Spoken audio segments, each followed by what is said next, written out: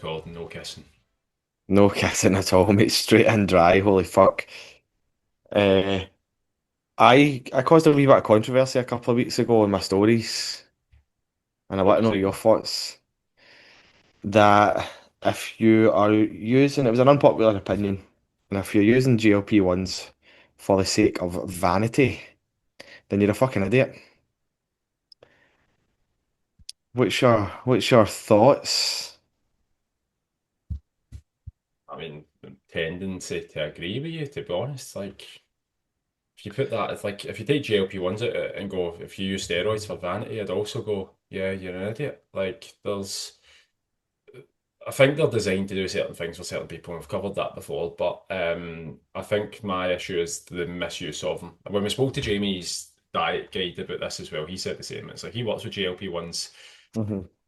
I think they serve a really good purpose for the people they're intended to work with. Those are people that are in severe red, that their health genuinely is at massive risk. But I think because people can view it as like this is an easy way for weight loss and fat loss, jumping on them, it's yeah, I probably would say that you're an idiot. I'm going to throw slight curveball in there though. I think if we're going to call somebody an idiot, we need to justify why they're an idiot. So it's more so the fact that there are no long-term studies on them and the effects that they have potentially on you, not just losing weight, which clearly it does help you lose weight, but losing muscle mass and your energy as well. So the reason I would say you're an idiot is because of that. I think for what you gain on one side, and I've always said this for absolutely anything in life, there is nothing without a cost. There's a cost to absolutely everything. If you get the benefit at the start, which will be weight loss, there's going to be a cost at the end, which is usually your muscle mass and your energy, potentially long-term health. That's what I'd be concerned about more so than anything else. That's why I would quantify that you're probably an idiot. Yeah, I think it was my use of the "you're a fucking idiot" that did upset a few people. A few of the arguments against what I was saying were, but what if someone is using it for the sake of vanity because they want to look a little better, and then in the long run, it makes them feel better, and then they start to feel a bit happier in their own skin? I'd argue, do you need GLP-1s to do that though? You absolutely don't, but I think they are potentially in a position where too lazy to do it the other way, which would then lead back to the well, you're an idiot argument.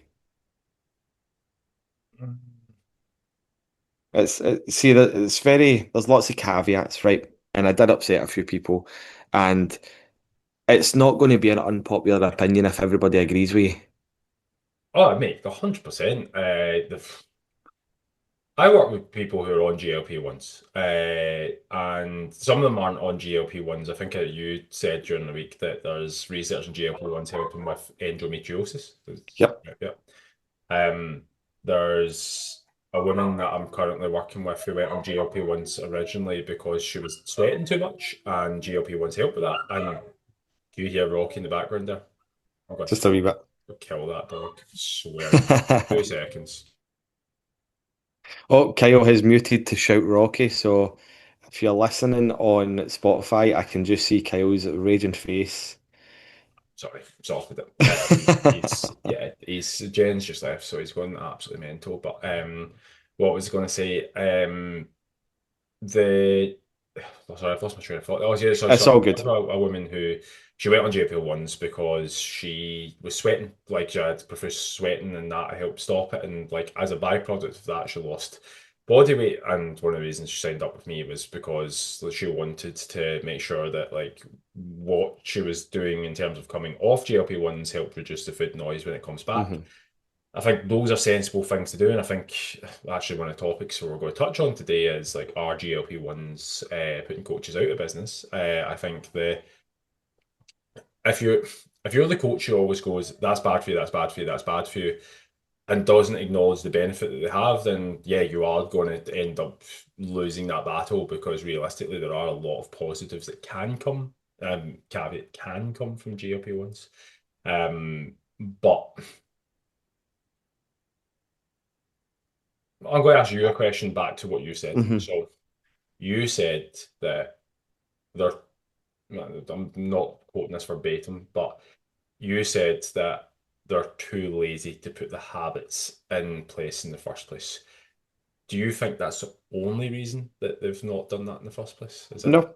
okay? Um, I don't like to say that they are too lazy. I think that being lazy is could be part of the issue. Also, us human beings, in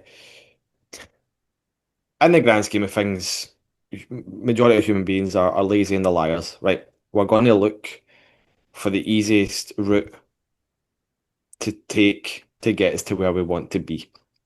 The path of least resistance, right? It it's very appealing if you can pay money to take a jag every week or every month. I don't know the ins and outs of when you take them.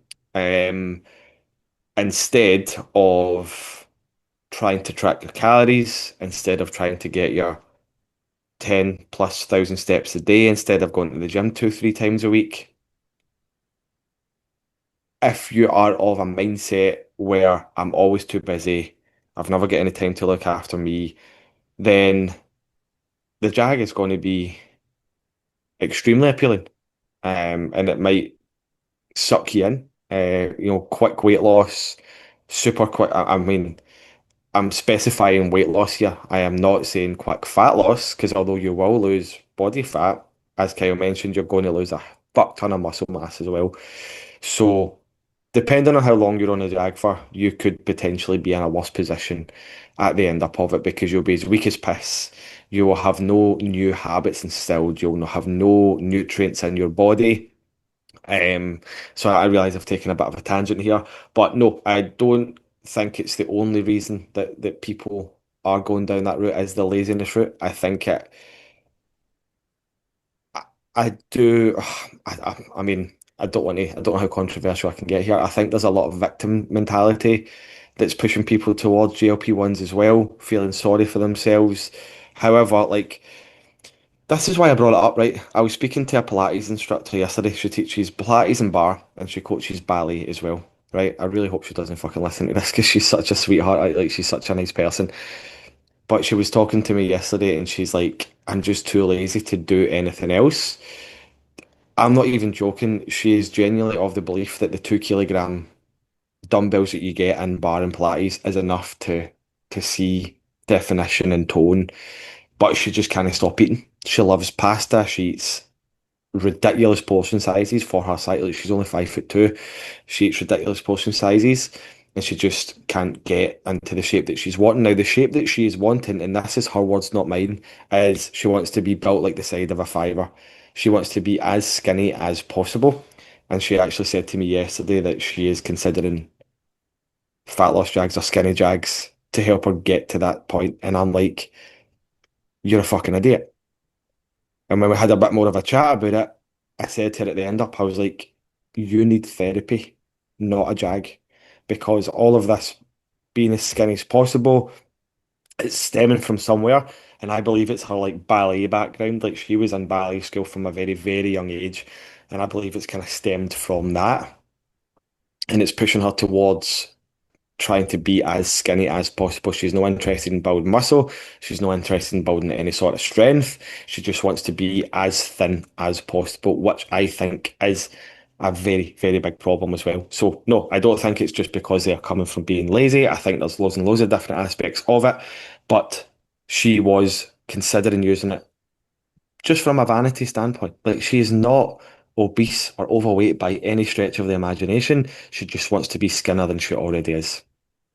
I'm going to present and take it down the route of a slightly different argument here. Let's go GLP-1s and perhaps coaching because let's again similar argument can be leveraged in the fact that like I've come across tons of people who you like could potentially say have said similar things I enjoy pasta I enjoy this I want to be this way this size whatever I want to be clear on this like I think when people say oh I want to enjoy my food it almost I want to take it as an insult and I'm like well you almost like I want to enjoy my food too like but I also Mhm. there's an element of cost of enjoying every single fucking, not every single meal should be sitting down and savoring apps. That's a controversial opinion to some people, but I mean, there's a belief system that I break. I'm going, the reason that you are carrying 40 kilos extra is because you're sitting down smashing everything with oil and sauces and everything because you have a belief system that food should taste a certain way, but the functionality of food's doing something very different. Anyway, the point is, I'm setting up the argument of how many coaches do you know or have come across in the last 5 or 10 years, Gary? In the hundreds, And if someone spoke to you and said, how many coaches would you recommend as really good coaches? How many would you say? probably count them in one hand. I think there's a bigger issue there. And this is where I lose my nut a wee bit when, I'm not saying your argument and that you've justified it in terms of the laziness part of it, but when people say, oh, they just don't want it enough, they're just lazy, I'm like, people have tried things. Like, this is the thing, people are burnt out of trying things. Like, Hmm. the time that somebody's got to me in terms of coaching, they've probably tried 3 or 4. They don't want to come to me for coaching because they've had 3 or 4 coaches who've been Yeah, abysmally bad. I've been part of abysmal. What I always find funny is like, I do wonder sometimes, like, I get asked at other coaches, I'm like, I can't really say, not to them in terms of like, I can't really say what I want to say because it's like I don't want to knock another person down, but I do look at some other coaches and go, you're awful as a coach. And I see mhm. you've got clients. I'm like, you're not actually, in my opinion, helping the clients the way that I think they should be helped. But the time that somebody comes to you, it's like they've tried, like they've invested money. I personally, a belief system I used to have is they just didn't want it enough. And then I actually look at probably some of the stuff they've been through. I'm like, someone who's paid in the thousands of coaching to try and get coached, it's not a case where they don't want it enough. It's just the fact that they have lost belief. And I can completely understand where GLP-1s would come in when somebody's at that point where they've lost belief in it. And we are in an unregulated industry with like, mate, when's the last time somebody knocked on your door and here went, here, prove to us that you know what you're talking about these days. Tell me I when it was, know. Gary. And fuck knows. Yeah, I'd need to go back into the archives for that. Yeah, I would just like to. I feel agree 100%, mate. There's been many people in the gym that have shown up and they're like, I've tried this place, I've tried this person, I've tried this program, and nothing's worked for me. Um, and there is a huge lack of trust in the fitness industry, and within like with all good reason as well. Like even when I'm on Instagram, I'm going, "You're a fucking tube. Like you are telling lies. You're selling lies. You're selling a dream that you cannot get your clients to achieve."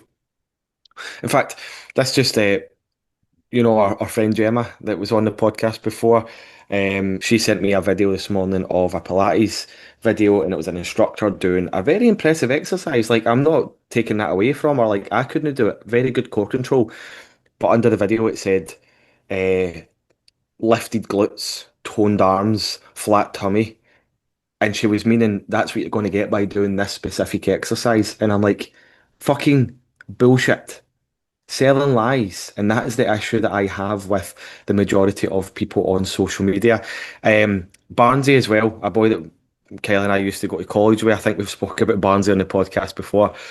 He shared a story where it was a GLP-1 course for personal trainers to learn and to promote GLP-1s for their clients, which is a very, very fucking dangerous avenue to go down or a dangerous route to go down. And it is just everybody and their granny is just hopping on the next trend to try and make a quick buck. And that is where biofitness stands apart from all these fucking grifters and all these dafties because they're only in it for the money. You can make a hell of a lot of money in the fitness industry if you're very good at marketing and if you're very good at selling dreams and quick results. You don't need to achieve those dreams and quick results. You just need to be a good salesman or a good saleswoman. What we do different is we can show you by proving what we've done in the past, what we can achieve, and we can help you get to that point. We're not in it for the money, we're in it for the love of the game.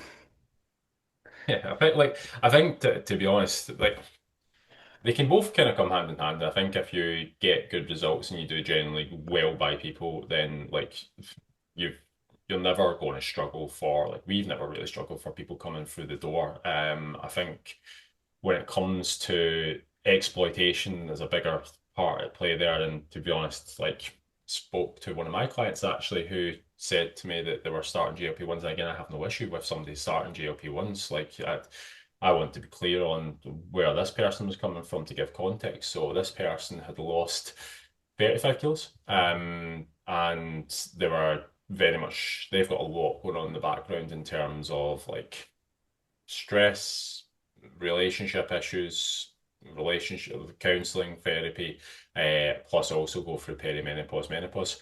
Um, they had a number in their head that they wanted to hit, and realistically, they were moving in terms of getting closer to that number, but the food noise was very high, always, and they were like, "Look, I've seen it promoted in the gym, and I've decided I'm going to go for it." I'm like, "Look, I take on board that I'm not against you going doing it. Like, I appreciate it and actually reaching out to be able to have conversations about how we manage it because, like, these medications can reduce appetite, but what they can't do is see the habits. Because, like, see as a coach, I get really annoyed at this.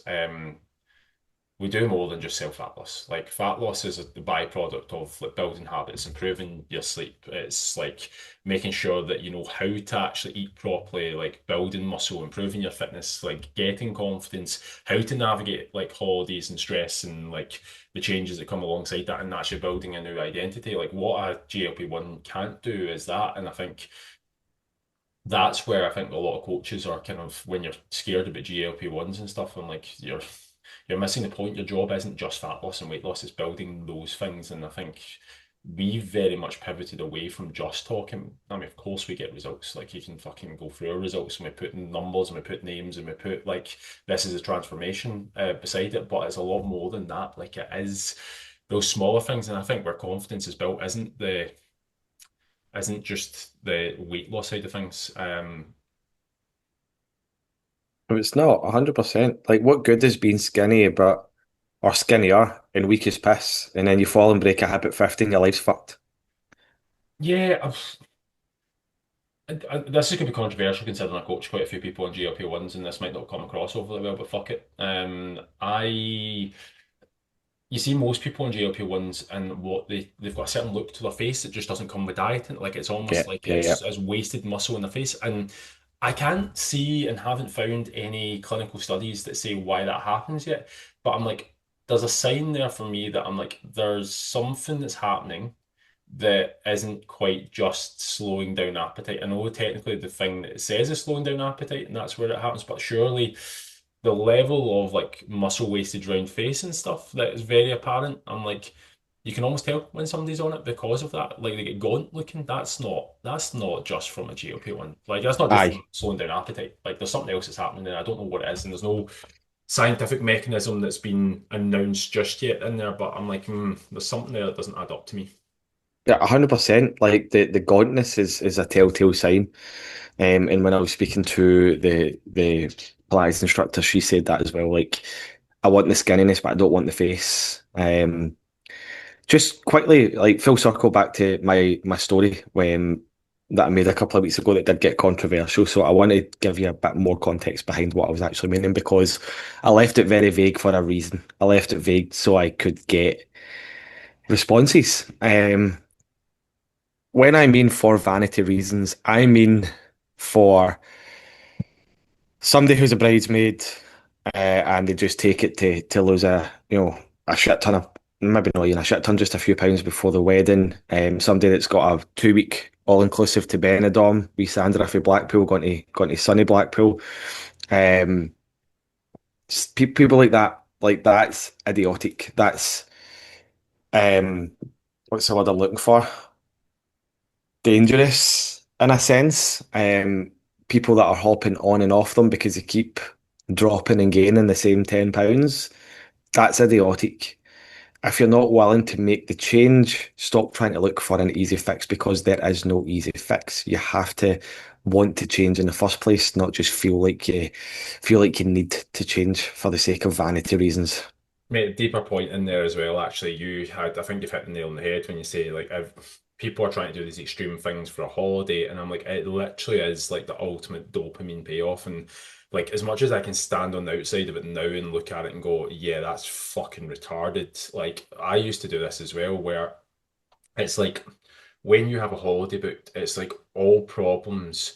you just want for those week or 2 weeks. It's almost like it's a complete escape. And if you look and feel great on that holiday and you can, whatever, decompress from all of life's problems. But what I often found is, whilst you can forget all that whilst you're there, see when you come back, the level of hard that hits is harder than Hmm. anything. The Yeah. holiday views, like the weekends are usually a microcosm for people, and I'm saying that, like, it might sound like I'm saying that on the outside looking in, but actually, when I started to realize that, I'm like, it wasn't what I didn't actually like, and the reason I needed to escape is because I didn't like my life, and like what I had to do was escape from life. When you start to put things in place that you start to enjoy your life a lot more, and again, this is where it comes to the habits, the sleep, the routines. Like when you start to again look after your sleep, prioritize it, and stop drinking caffeine at fucking 9 o'clock at night, and stop drinking 4 times a week, and you start to look at maybe having some meals that have whole foods in them, and you start to actually do a bit of exercise. You're going, do you know what?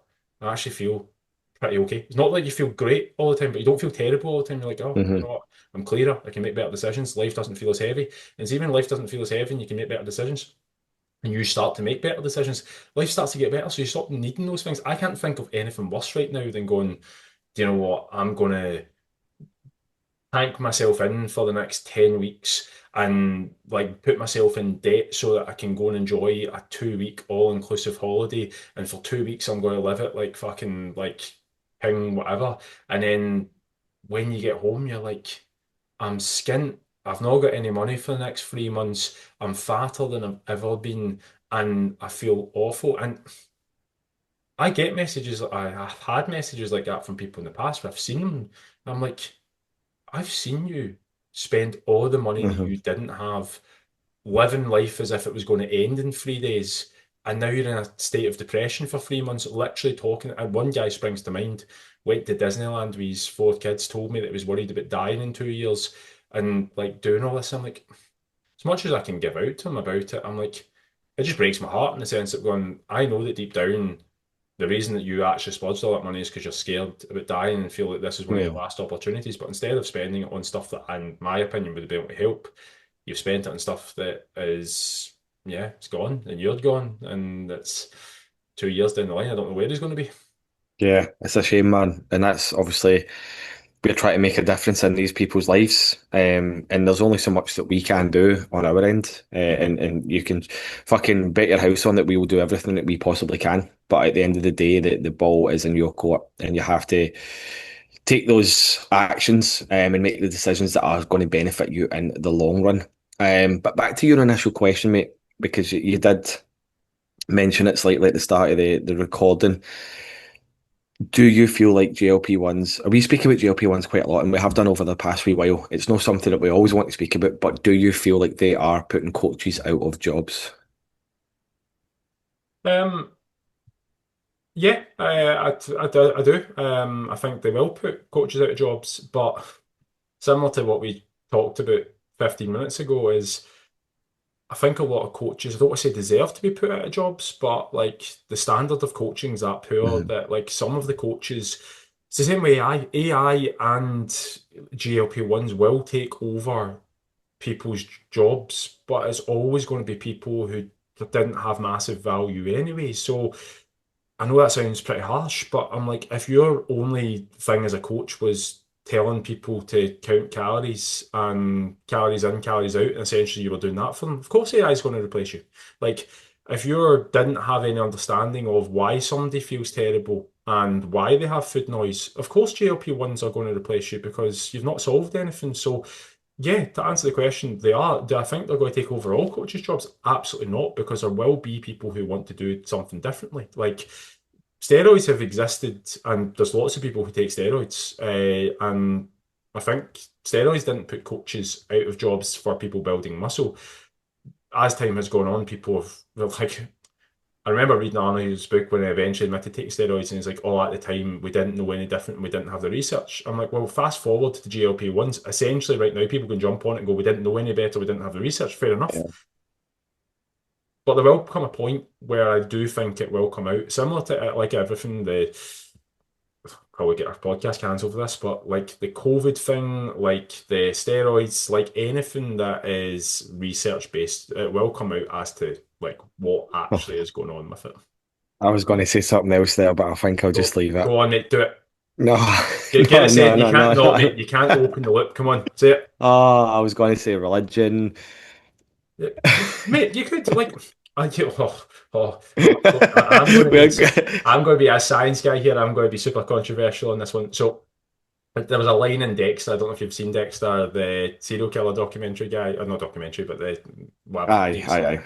I think one of the first episodes it says, "Oh, you'd think in this day and age, science would have pretty much just got rid of religion. It would have made religion whatever. Can't think of the word, but I'm not going to go into belief systems right here, but I genuinely do believe there is something out there that is deeper than science. I do think there are energies and there are things and there are parts of the universe and all that. And actually, there was a scientist, I think it was on, who's the guy who's in the business with James Smith? What's his name again? Chris Williamson? Chris Williamson, I think. Aye. There was a guy who was on a podcast with Chris Williamson who was very research based, and he's like, I've been doing research papers for the last whatever 50 odd years or whatever it's been, and he's gone, I've actually in the last 3, 4 years when there's a lot of research that actually can't be proven and a lot of stuff that definitely is a different energy system or something out there that doesn't exist just through science and we don't understand it yet. So he's like, I've become very religious and I think there are certain things under there that you can't prove. I'm like, oh, there's a controversial. Betty Shannon's raging, she's missing this one. We've gone straight into Bible bashing, but there's definitely something out there, I'll tell you that. I need to tread carefully because I am coming over to Ireland in a couple of weeks. I forgot, mate. You're a proddy. You don't even believe in half this stuff. Like you keep your fucking your toaster in the cupboard, don't you? I keep my toaster on the unit. You're not a real proddy, then, mate. You're a fake I, proddy. mate, we've known that since I was fucking 2 year old. You'll be coming across the island in your Celtic top. Religion was forced on me as a child, and I am no longer involved with that shit. Yeah, Father Joseph was forced on you too, I hear. Anyway, Um, what was I going to say? I do have some. I just was googling some stats about GLP-1s. So actually, do you know what? Fuck it. I'm going to ask you the question. Do you think GLP-1s are going to put coaches at business? I don't think they're going to put them out of business, no. I think they are making it harder for coaches, especially right now when we seem to be in the midst of a GLP-1 boom, shall we call it. Gyms are getting quieter, coaches are not getting as many people in the door, and I think it's helping filter out the coaches that do not belong in the space. However, one of the issues that it does seem to be causing is you've got coaches online who are now trying to stand out to get your business. And they will try to stand out in any way, shape, or form that they can. They can spread misinformation. Look at Eddie Abu. Like, the guy stands in the middle of Aldi screaming at packets of food. Like, fucking hell. Like, they're doing anything to draw your attention. And they say that if they kind of draw your attention within the first, is it 3 to 5 seconds, then they scroll past your reel. So people are doing these outlandish and outrageous things and saying these outrageous things just to draw you in. And I believe that right now, yes, whilst it is filtering out coaches that maybe don't belong in the space or they maybe are poor coaches, it seems to be elevating coaches who are more performative than others, Yeah. which is causing a wee bit of an issue in the fitness industry, which is then leading to more of that of those trust issues that we were talking about earlier. So, do I think it's going to put us out of business? No. Do I think it is going to get difficult for maybe a year or two? Probably. Will the good coaches and the coaches that actually care survive? Maybe yes, maybe no. Time will tell, I guess.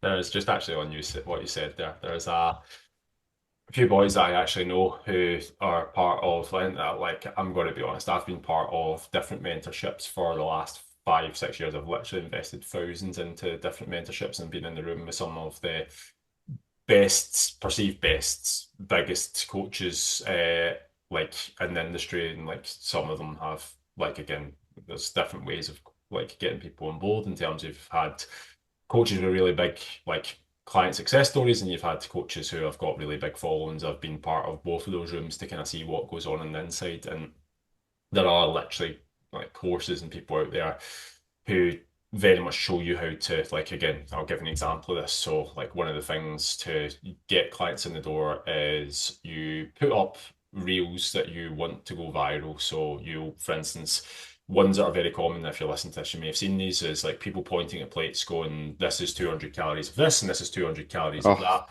Scientifically, like, people can't not look at food and attractive people. That is like one of the psychology things. So, like, if you happen to be semi good looking and you're holding plates, there's a good chance that your reel's going to go viral. But even if you're not good looking and you can make the plates look good looking with food, then there's a good chance that people are going to be interested in it in the first place. So, that's a very common one that you'll see. Other ones are like, this is have this once a day, once a week, once a month type thing, and they're pointing at like fucking bread, pasta, and like whatever, like a takeaway. Which again don't think very helpful, but again gets people interested. So when people are then looking at that in terms of, you can put that into a paid audience, you can get people viewing that who are perceived interest in food and whatever. So you can literally pay for that to go in. You tend to find that you'll get somewhere between, depending on how much money you put into it, 20 to 200 followers a day. From those 20 to 200 followers a day, you're likely, when you get really, say, big and good at this, you can either do it yourself or pay somebody, usually from Malaysia, like £2 an hour, to send a generic message to them to price qualify them. So you'll often find that you'll get someone go,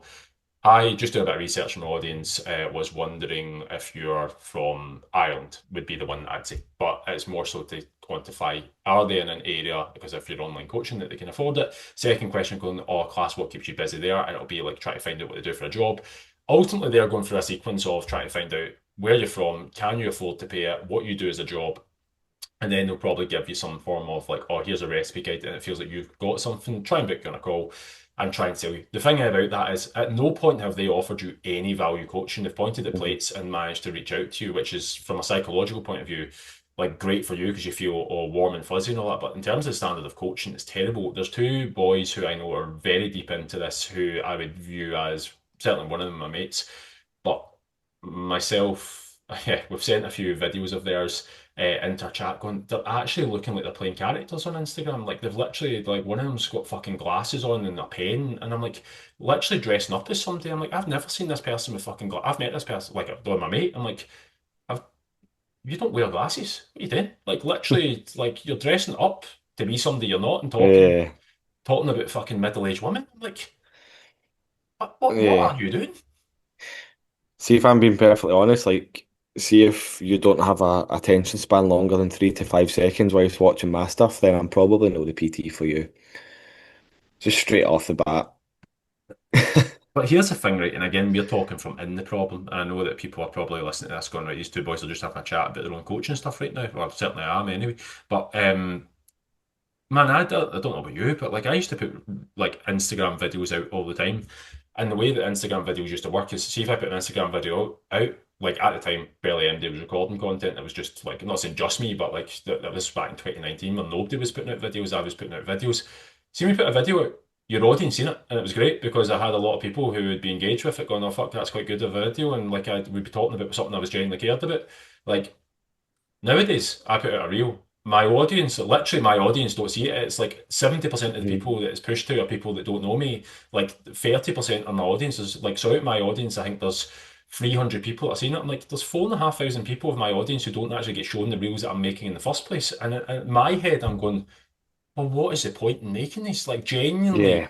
why am I making videos when it's no helping anybody? Like, it's genuinely, It's yeah, I don't want to do it. Like, genuinely the very reason that I've actually given up with Instagram. Like, I don't even know when the last time I posted was, and it's because of the time and effort that goes into those reels for Instagram to just absolutely fucking screw you over and not show anybody that does have a general interest in being on board with you, or a general interest in what you're up to and what you're doing and your training and in your life and how you coach your clients and stuff like that. The last post I done was the 7th of June, and it was when we hiked up Ben Lomond. Fuck all to do with coaching, fuck all to do with fitness. Um, yeah, it's a minefield right now to navigate, and it's difficult for coaches and even like clients alike, because there is so much conflicting information that they don't know who to trust and where to go. That they're most likely to go with the people that they find more entertaining rather than good quality coaches who do provide a proper service instead of just getting in the door to make a quick buck. So yeah, it's difficult. It's difficult to navigate for sure. Yeah, you're right, mate. Like I definitely had fallen out with Instagram for a long time, and even now I'm like, see if a video is there that I don't enjoy making, I'm probably, mate. I used to set up a video like twice, 3 times a week, and just like actually do it for the want and like of recording it. And nowadays I'm like, oh, see, unless I'm really buzzing about doing it, I'm very rarely ever. And to be fair, I think the goal for us and for whatever isn't to go viral, it's to coach the people we have. And my Hmm. argument is with audience that you have is if you can't find coaching clients in the audience you have, and let's say you've got over 700, 800 followers, then like why do you need a bigger audience when you can't convert the people that you have in the first place? And that's my Yeah, thing is like you see people going, oh, I need to get to 40,000 followers. I'm like, why are you getting to 40,000 followers when you can't actually get decent clients from the fucking 400 people that you have that follow you in the first place? yeah, that's where I've got the issue as well. Like, I used to get unsolicited advice from like reels and posts that I've made and say, oh, you need to make this, you need to make the hook more catchy, and you need to make it like quick transitions and stuff if you want to get more followers and that. And I'm like, I'm not interested in more followers. Like, I'm interested in helping the people that want to follow me, not the people that follow me through a fancy hook that I've come up with, or fucking dropping like a fancy transition where I, you know, jump over the roof of a fucking house or some shit. Like, just something so bizarre. Like, I'm not interested in that. This is the thing. I'm speaking to you in a team meeting about like signing up to one of James Smith's course, and actually like I was torn on this because again I think with maturity you start to realize like why you're signing up for something in the first place. I'm not signing up to James Smith's course because I want business advice from James Smith. Not to say he's not got any, he's fucking done well for himself. But in terms of the people I coach versus the people he coaches, they're two very different people. James Smith has got to a point where he needs a big audience because he is selling products to that audience. He's got the tonic, he's got like again, even what I'm thinking about buying is a course that's already ready made. He's not coaching me. I don't need coaching from James Smith, but the difference is him teaching me how to actually coach people, I don't think I would take that advice. That's James Smith's not the person for that. James Smith's the Hmm. person if I wanted to grow an audience. But the reason I was actually to be clear to the listener talking about James Smith course is because he has a landing page and he's good at email automations. And the part of what I was looking at for our group coaching was the fact that I was like, I'm not very good at email automations or having a landing page. So from what I would take from James Smith would be that. But when you look at like there's got other parts of that course that's going to be how to go viral and stuff. I'm like, I doubt I'm not going to say I'm not going to look at it, but like I doubt I'm going to take very much from that because the aim of the game for me isn't to become viral, it's to coach people. And there's a big difference in that. 100%. 100%. Um, there was something I was going to ask you then. It's completely slipped my mind. Oh, aye, join our group coaching. I don't know if you After actually done that intentionally or not, but that was good, mate. The pause. after all Um, that, join our group coaching. No bullshit. We have a good time, and we get you results as well. But you need to want those fucking results. No, no, no. You need to want to change to get those results. I don't know, mate. My head's fucking minced by this point.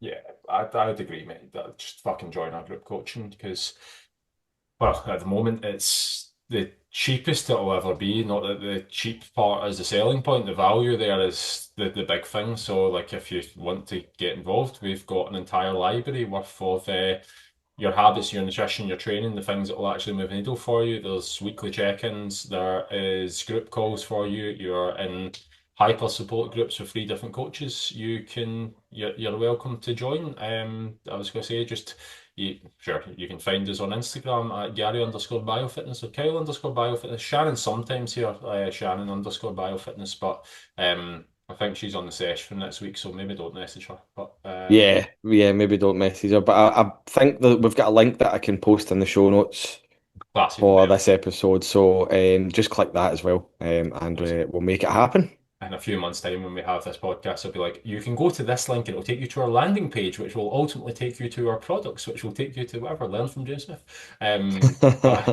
But to be fair, at this time, a few months, you won't even be listening to this because it will be sent to you via email because the emails will be banging. Questions for you, Gary. Yes. Are coaches selling the wrong thing? Oh. Just that question, no more context. No more context as it is. From what I've seen, what I've experienced, yes. No context, just that answer. Okay, So, yes, okay. I'll give you No, my perception on that then. So I've been guilty of doing this myself okay. Me too. because I was going, yeah, that's why I'm saying about my experience. I think it's human nature as you are building your way up the coaching ranks. At first, the coaching course teaches you next to fuck all about actually Mm, coaching. You're gaining experience. And to be honest, I think your price point should reflect that. So I don't feel bad about the fact that when I was charging somebody 15 to 20 quid a session that I was making mistakes along the way. I'll accept that you are still getting a decent service even for that, right? With that said, I would have taken on absolutely everybody and anybody with a fucking heartbeat who was willing to pay me. Like I yep, used to kid on that I would have standards about who I coach and everything else. But to be honest, unless it were an absolute walking, talking red flag, there's a good chance that I would justify in my own head the fact that like they're going, oh, I want to lose weight. And even if I perhaps knew there was better ways of them losing weight or wasn't entirely sure how to get them there at the time myself, I was like, fuck it, we'll find a way to do it and I'll take your money from you because ultimately it'll benefit both of us. I'm not saying that's wrong, but the problem is with so many coaches, like they will take your money and yeah, tell you what you want to hear. Because I have done that as well, being yeah. honest. It's me. 100%. I've been there myself. I hope none of my older clients listen to this, but I actually said to myself when I get back into coaching, if I can get to a point where I'm able to put out a message and say any old clients that feel like I've done them dirty, let me know and I'll fucking pay you back for all that money. Pay you back for all the times that you spent with me because yeah, I made a lot of mistakes. As you said, Kyle, the coaching course, the PT course teaches you next to fuck all. I actually feel like I knew less when I left that course than before I went into it. It was that bad. Um, so yeah, lots and lots of mistakes were made. However, I have learned from them, and that's where a lot of PTs and coaches fail as such. They don't learn for the mistakes. They blame everybody else. They don't take anything on board. Everybody else is there. Sure, their coaching is the only way to get results, and I think that's how we have survived in this industry. Sorry, for as long as we have, because we're not afraid to say that we've made mistakes. We're not afraid to hold a hand up and say, right, that didn't quite work out the way I hoped it did. Let's revisit that and readjust and reevaluate and go again. But yeah, like to answer your question, I do believe that coaches are selling the wrong thing. A lot of coaches out there are selling what they think you want to buy. So again, and it all goes back to making a quick buck. Like you can make a fuck ton of money in this industry if you say the right thing. And it's been shown time and time again because the people at the top of the fitness industry and the fitness game are fucking idiots. And I don't need any context to expand on my use of the term fucking idiots this time. They are absolute fucking morons. And it's just because they're very good at words and yeah, flashy reels and content. Great. I think actually, you know what, it ties back quite nicely to some of the stuff you were saying earlier when you seen somebody talking about, oh, join this class and you can tone here, here, and here, or like I'm not sure, I can't name directly, is the message being spun by Pilates, but like Pilates being this new thing for toning muscle and being the most holistic thing of all time, going, was a message being pumped out there that ultimately it's because they know that there's financial worth in that. Is again, like in any industry, like you fucking see Huel, like Huel is the biggest lot of shite. I don't know if you want to see how easy people will break for money, like look at anybody who's sponsored by Huel because that thing tastes awful, and like they're pretty much using it as a meal replacement. Like that shouldn't. I don't care what stage we are, but not at a point where you should be able to drink a fucking meal and replace everything that you should be eating. But there's so many things, and I've been guilty of doing it as well. It's like in the past, going see what you said about like, oh, this tones, whatever. Like when I was first doing my own classes and stuff, I'd be like come to this class and burn 500 calories. Hmm. Like, I'm like, I'm not saying that there's shame around doing that. Like, I know that that's wrong. That like, I know that that's wrong now, but at the time, I'm like, in my head, I'm going, well, if people come and they burn 500 calories, like surely that's going to help them get to where they want to be. There's nothing that I'm doing wrong there, but you're arguably not helping people when it Yeah, comes to that. yeah, 100%. One of my first posts that I done with my previous coaching business 10 years ago was a big post about sugar being the problem. Mate, so many things I have done. I've given people meal plans in the past that have been like fucking, there's protein, protein, protein, protein. And here, if you're short of protein, there's some more protein. Where's the carbs? Where's the veg? Where's anything else? Doesn't matter, mate. You're having a shake in the morning, that'll take care of it all. Like, nonsense. Like fat people coming to me going, "Oh, your metabolism's fucking broken. You just need to eat 5 times a day rather than Yeah. like twice because you're believing the fact that they're eating 1,200 calories." It's going fucking nobody maintains 140 kilos by eating 1,200 calories. Didn't happen. Starvation mode, mate. Yes, starvation, but this is also the issue as well. It's like one of the problem is yes, there is coaches selling the wrong thing. It's an unregulated industry. Very rare you're going to get MD who's doing this like longer than a couple of years without it being supplemented. Like I hear so many times where it's like I used to get this where it's like people joined me and I used to have the like announcing when people like join. So it was like welcome to the Hmm. team, blah blah, and you get the occasional message going, can you not put me up? My brother's a PT and the family would be devastated if I didn't go to him or they'd be raging. I'm like, Yeah. I do get it, but at the same time, I'm like, yeah, but that's because they're shite. Like, it's like because I've been in it 2 years, and to be honest, everybody's a PT, but they also work a fucking full-time job and they've only got a qualification that they kind of don't want to give up the fact that they're doing that. There's very few people who do PT as PT in terms of that's a full-time job and they don't have it supplemented by something else. And I think that probably is telling how difficult it is to be decent at PT per se. Yeah, 100%. It's a difficult industry to be in, but it is also one of the most rewarding industries to be in. And it's the very reason why I came back to the job after a 6 year hiatus. Do you know what I mean? You 6 year self-imposed sabbatical. 100%, mate. Done some shit, seen some shit. Now I'm Last, back at it. well, I was going to say last completely off topic thing because I think we should wrap up all of that and come up with something completely non-contextual. What's your thoughts on the World Cup being sold? I've not read too much into it. I know UEFA were kicking off about things. So Don't know how it's getting essentially, salty.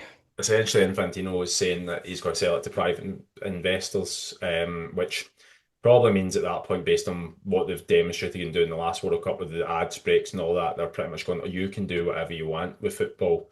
And everybody's kicking off going, well, it's not your fucking game to sell. And like they're Hmm. probably going mental in the sense that like that's just going to mean more ads breaks, longer half times, like probably all of these bigger event things in the middle of half times all the time everywhere. So people are going mental about it. UEFA's going mental about it. UEFA essentially are threatening, going, if FIFA do this for the World Cup, then for us in Europe, there will be no World Cup. We'll not be taking part in it. Like they're Hmm. just threatening to not get into it. But I just seen a photo that was like um, a game created by the poor, which is stolen by the rich. And I'm like, Yeah. don't know about you. I know that's a completely off topic for anybody listening to it, but fuck it, we're here. I genuinely have lost any interest in football outside of like Celtic is the only. I used to watch Man United, Real Madrid, all that.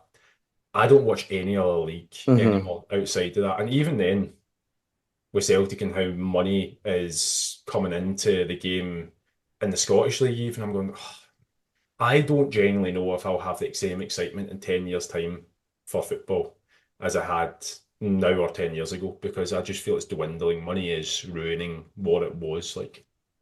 Fully agree, mate. Fully agree. I thought the World Cup was a fucking shambles.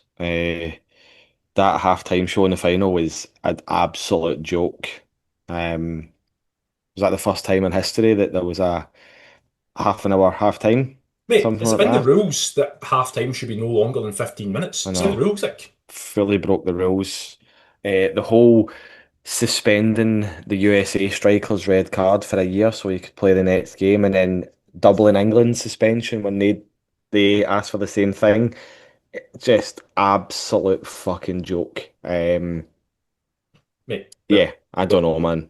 The refereeing standard as well. Like you Yeah. at the start of the World Cup, the referees were almost just letting everything go and just going, do you know what, play on, play on, play on. As soon as it got to like the semi quarterfinals, whatever it was, the refereeing standards just went like uber harsh. Like that goal Mm. that Argentina, like Egypt got chopped off against Argentina. I've never seen it like that in my life. Yeah, I know, mate. I know. Even in the final, the Spain goal against Argentina, when Merino was walking backwards and like flicked his toe. I still don't know why that was chopped off. Genuinely don't know why that was chopped off. Apparently stood on his foot. Nonsense. Uh, Aye. Anyway, thank you for listening to our World Cup podcast debrief. Thank you Join our group again. coaching. Yeah, join the group coaching. Gary will have a link apparently in the whatever. Make sure, actually, based on everything we've said, make sure that you give our stuff a like on Instagram because you know it fucking makes a difference. If you keep your wee eyes out, Shannon might have a wee post on Instagram soon enough. Oh ho ho Wink, ho. wink, nudge, nudge. I'll not ruin any news. But anyway, yes, thanks Dave and Toby for the music. We'll catch you on the next one. See Bye. you next time.